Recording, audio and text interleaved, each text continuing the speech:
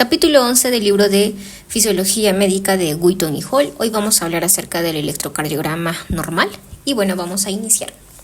Entonces, primero vamos a mencionar de que el electrocardiograma como tal pues es una manera de poder visualizar en sí la parte eléctrica del corazón. ¿Ok? Entonces, en ese sentido vamos a hablar primero de la propagación de la corriente eléctrica desde el corazón.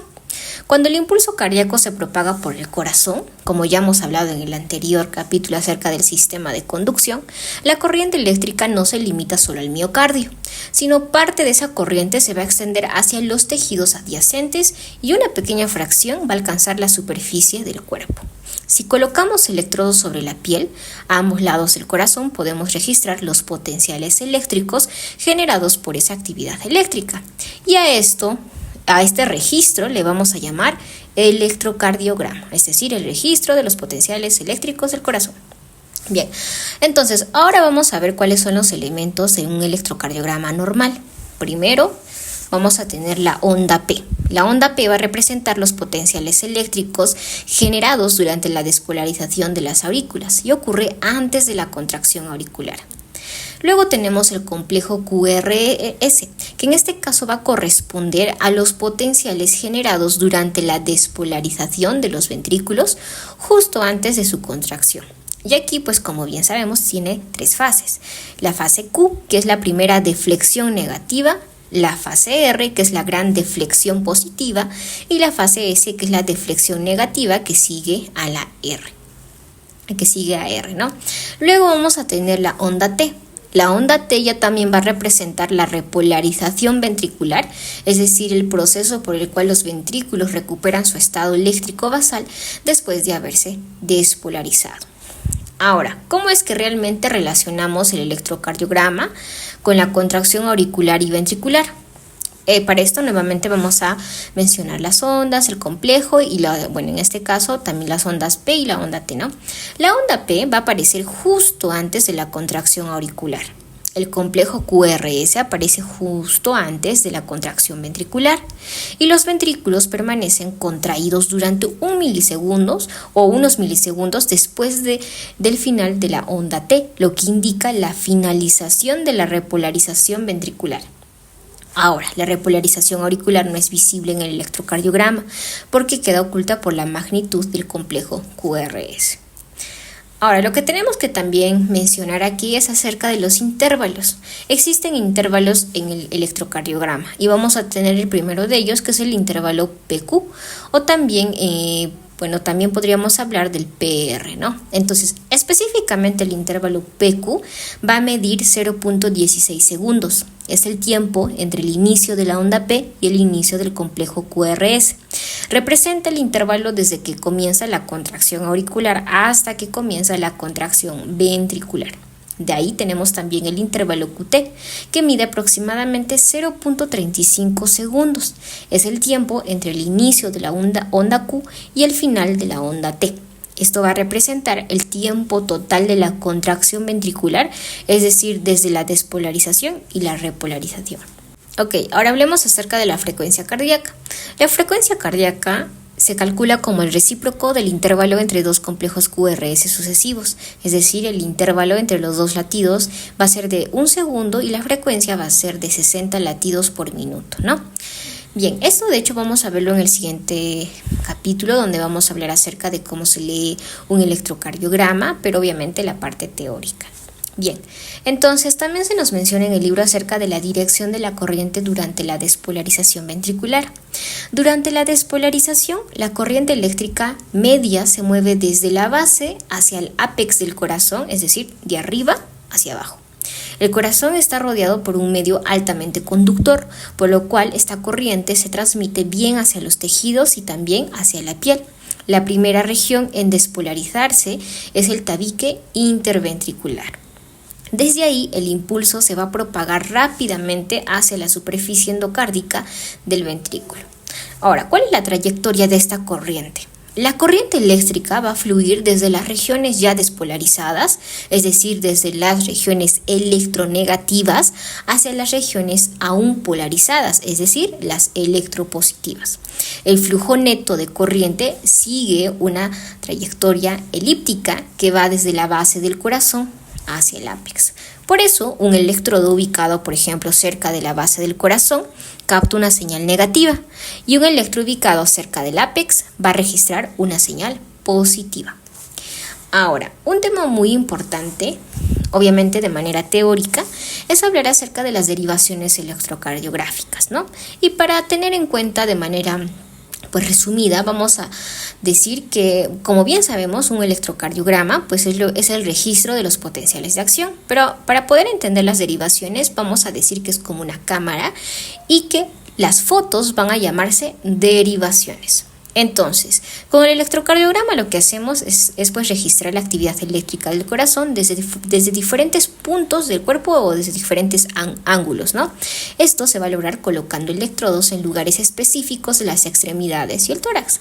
Dependiendo de donde coloquemos los electrodos, vamos a obtener diferentes derivaciones, es decir, estas fotitos, ¿no?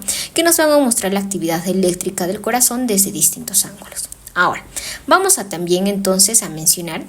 Antiguamente existían 3 tipos de derivaciones, pero hoy en día los conocemos como derivaciones bipolares y unipolares. Pero también se conocía como derivaciones bipolares en las extremidades, las derivaciones torácicas, que son las precordiales, y las derivaciones unipolares ampliadas de las extremidades.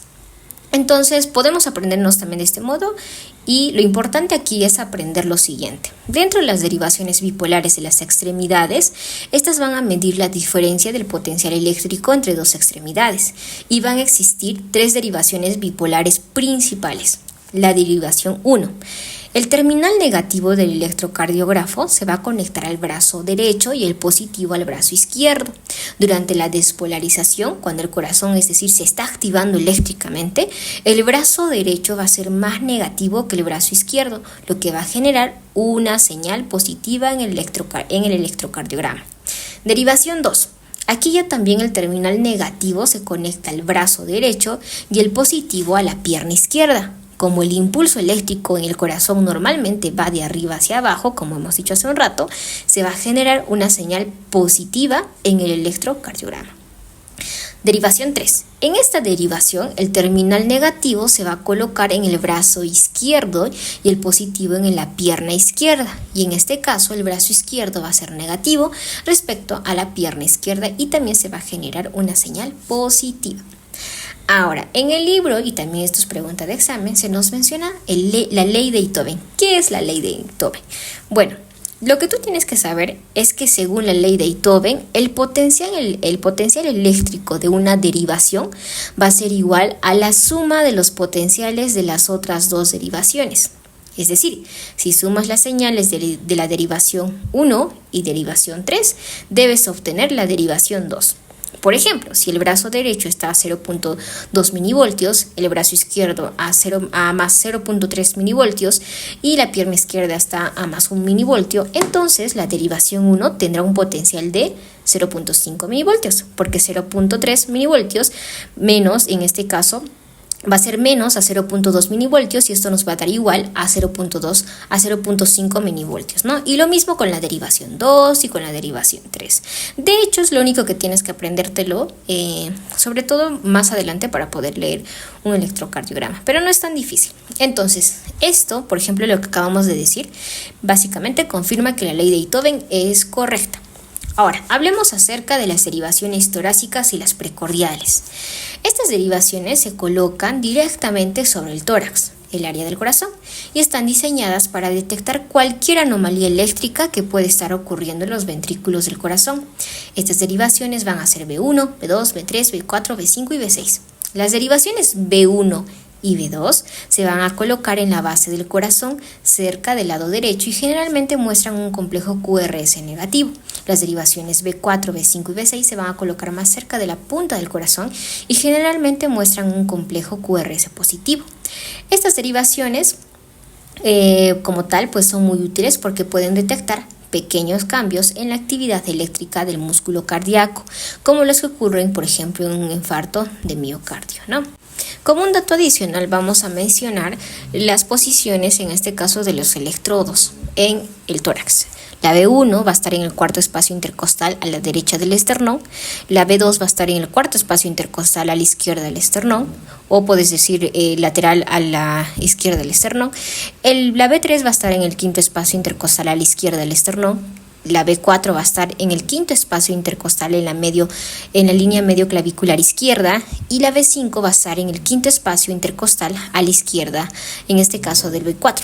Y por último, la B6. La B6 va a estar en el quinto espacio intercostal en la línea media axilar izquierda. Ok, ahora dicho esto, vamos a hablar acerca de las derivaciones ya también unipolares ampliadas de las extremidades. Ok, estas derivaciones utilizan un solo electrodo positivo en la extremidad, mientras que los demás electrodos de las extremidades van a estar conectados al terminal negativo mediante resistencias eléctricas. Esto nos permite obtener una lectura más precisa de la actividad eléctrica desde diferentes puntos, y estas derivaciones van a ser ABR, ABL y ABF.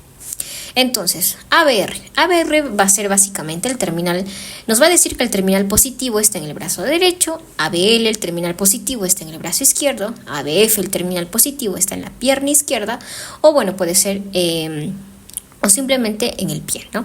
Ahora, estas derivaciones permiten una visión más detallada de la actividad eléctrica del corazón desde diferentes perspectivas. Hasta aquí hemos mencionado todo lo descriptivo, en este caso de un electrocardiograma, ¿no?